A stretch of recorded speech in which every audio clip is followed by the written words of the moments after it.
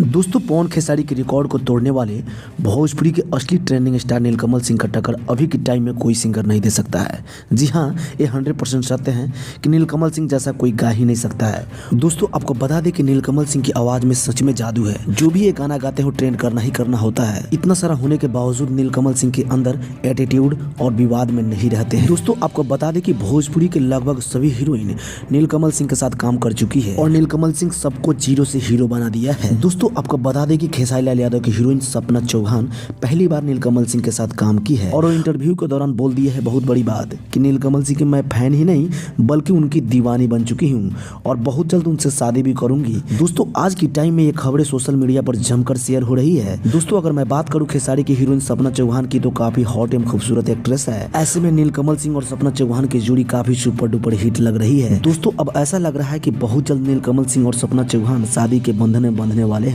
लेकिन नीलकमल सिंह और सपना चौहान की शादी के जोड़े में ये जोड़ी कैसा लगेगा अपनी राय कमेंट बॉक्स में जरूर बताएं।